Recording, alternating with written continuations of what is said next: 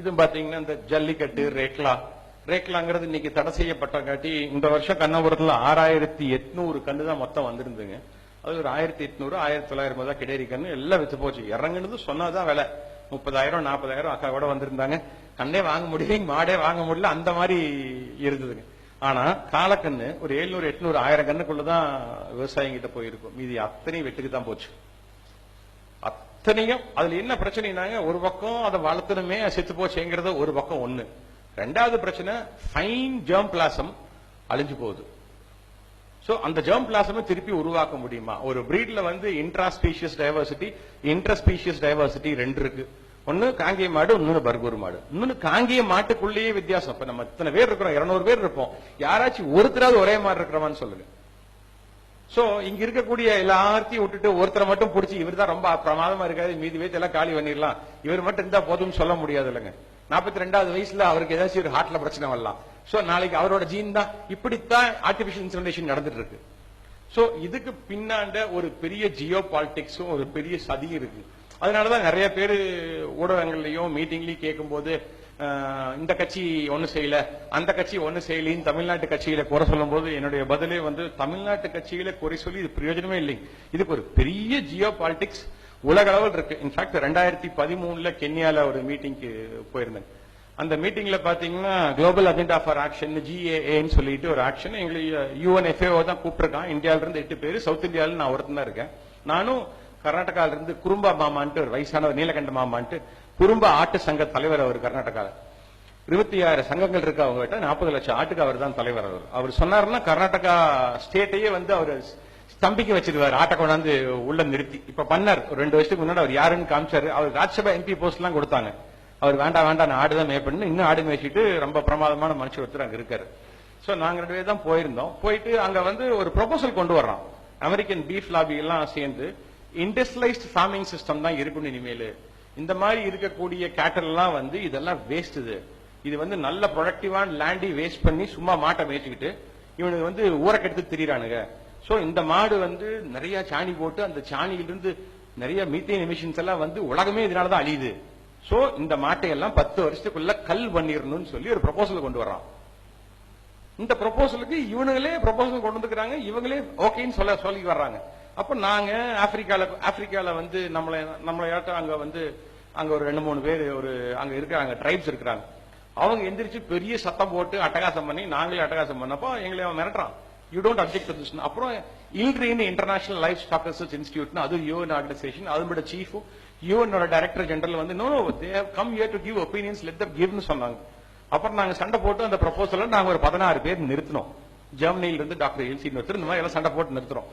அப்போ நம்ம இந்திய நாட்டு அரசாங்கத்திலிருந்து ஒருத்தர் வந்திருக்காருங்க. அவர் நிறைய அந்த ஃபாரின் எக்ஸ்சேஞ்ச கையில வச்சுக்கிட்டு அந்த நாட்டில் சுத்தி பார்த்து பசை மாறால போய் சிங்கத்தெல்லாம் சுத்தி பார்த்துட்டு இருக்காரு பிரமாதமா. அவர் அப்படியே சாயந்தரம் கேட்கிறோம், nothing can be done about that, just forget about it அப்படிங்கிறார்.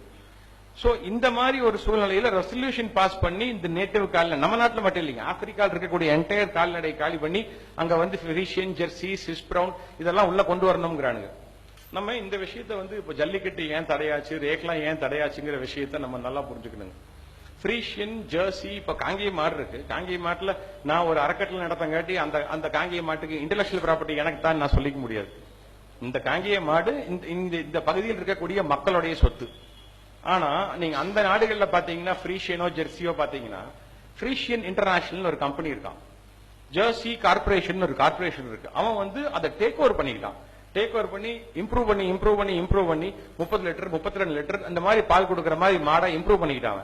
சோ அந்த செமன் வச்சுக்கிட்டு ஜெர்மன் செமன் கம்பெனியோட ரோல் இன் நம்ம மாடுகள்ல காலி பண்றது ஒரு பெரிய ரோல் அவங்களுக்கு ஒரு பக்கம். இன்னொன்னு இந்தியால டிராக்டர் கம்பெனியோட ரோல். இவங்க நிறைய வேலை செஞ்சுட்டு இருக்காங்க. நீங்க பொண்ணு இல்ல animal welfare board of India எடுத்துக்கங்க, பீட்டா எடுத்துக்கங்க, ப்ளூ கிராஸ் எடுத்துக்கங்க, ஹியூமன் அனிமல் சொசைட்டி எடுத்துக்கங்க, PFCA எடுத்துக்கங்க, PCA எடுத்துக்கங்க. இவங்க எல்லாத்துக்கும் ஒரே ஒரு குடும்பம் தான் சென்னையில தலைமை தாங்குது. அவங்க பேர் இந்த மீட்டிங்ல வேண்டாம், நான் பல இன்டர்வியூல சொல்லியிருக்கேன், பட் இருந்தாலும் வேண்டாம். ஒரே ஒரு குடும்பம், புருஷன் பொண்டாட்டி 2 பேர். புருஷன் அனிமல் வெல்ஃபேர் போர்ட் ஆஃப் இந்தியாவோட வைஸ் சேர்மன், சம்சாரம் ப்ளூ கிராஸோட வைஸ் சேர்மன், புருஷன் ப்ளூ கிராஸோட சேர்மன், சம்சாரம் ஹியூமன் அனிமல் சொசைட்டியோட ட்ரஸ்டி. இப்படி 7 ஆர்கனைசேஷன் உச்சநீதிமன்றத்துக்கு செல்றாங்க. உச்சநீதிமன்றத்துக்கு செல்றதை பத்தி உங்களுக்கு சில பேருக்கு தெரிஞ்சிருக்கும். ₹1 செலவு பண்றதுக்கு அவங்க எங்க இருந்து பணம் வருது? இந்த கேள்வி தான் நாங்க ஒவ்வொரு ஃபாரம்லயும் இப்ப எழுப்பிட்டு இருக்கோம். சோ உங்களுக்கு யாரு பணம் கொடுக்கறா?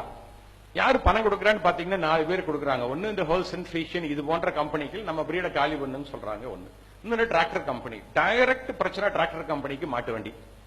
இந்த காளையை பூட்டி ஓட்டிட்டு இருக்கான். அதனாலதான் அவன் காளையை மட்டும் தான் டார்கெட் பண்றான். மாட்டை பத்தி அவனுக்கு கவலை அவனுக்கு நல்லா தெரியும். மேல் ஜீன் எல்லாம் ரூட் அவுட் பண்ணிட்டா ஃபீமேல் ஆட்டோமேட்டிக்கா டிஸ்பிளே 3 to 5 இயர்ஸ்ல முடிஞ்சு போயிருன்னு சொல்லி 2 டிராக்டர் கம்பெனி. 3வது பாத்தீங்கன்னா பீஃப் லாபி. இப்ப நிறைய இடங்கள்ல வந்து இந்த பீஃப் சாப்பிடறத பத்தி ஒரு வெறுப்பை உருவாக்குறதுக்கு ஒரு முயற்சி நடந்துட்டு இருக்குது. பரம்பரையா பீஃப் சாப்பிட்டுட்டு இருந்தவங்கனால இப்ப நம்ம எல்லாம் பரம்பரையா இங்க இருக்கு நிறைய பேர் மாடு வச்சிருப்போம். மாடு வயசானா நம்ம யாருக்கு கொடுத்துருப்போம் தெரியும் மாடு சாகிற காலத்துல. அதனால ஒரு பெரிய இஷ்யூ என்னைக்கு வந்தது கிடையாது. 45,000 கோடி ரூபாய்க்கு பீஃப் எக்ஸ்போர்ட் நடந்திருக்கு 2014-15. 15-16 டேட்டா எங்கிட்ட இல்ல. எவ்வளவுங்க? 68,000 crores. Okay, beautiful. So auditor sir சொல்றாரு 68,000 கோடி 15-16. சோ இவங்களுக்கு வந்து பாத்தீங்கன்னா கண்ணவரம் தேர் எக்ஸாம்பிள் எடுத்துக்கலாம். 30,000 ரூபாய்க்கு இடையில கண்ணு விக்குது. 7-8,000 ரூபாய் 10,000 ரூபாய்க்கு காலக்கண்ணு விக்குது.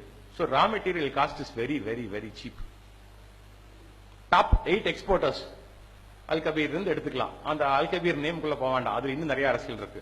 சோ அவங்க எல்லாம் சேர்ந்து பியூட்டிஃபுல் எக்ஸ்போர்ட்ஸ் இந்தியாவில இருந்து போயிட்டு இருக்கு. அட்டகாசமான என்னங்க போயிட்டு இருக்கு. என்ன சொன்னீங்க?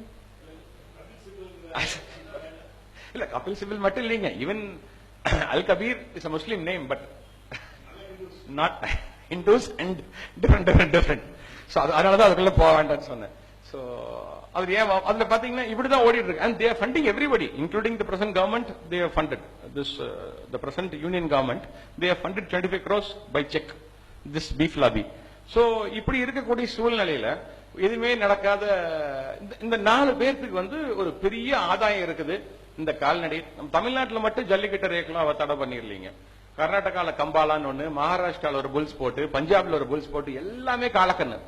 எங்க ஸ்டேட்ல நல்ல விவசாயம் நடக்குது, கால்நடை வச்சு உழவு ஓட்டுறான், கால்நடை வச்சு வண்டி ஓட்டுறான்னா அங்கெல்லாம் காலி பண்ணு. சோ இப்படி ஒரு கூட்டம் ஒரு பக்கம் வேலை செஞ்சுட்டு இருக்காங்க. அவங்கள எடுத்து சண்டை போடுறதுக்கு இப்பதான் நாங்க ஒரு 10 பேர் சேர்ந்து FICCI biodiversity conservation council of இந்தியான்னு மதுரையில் ரெஜிஸ்டர் பண்ணி இனிமேல் ஒர்க் ஆரம்பிக்க போறோம்.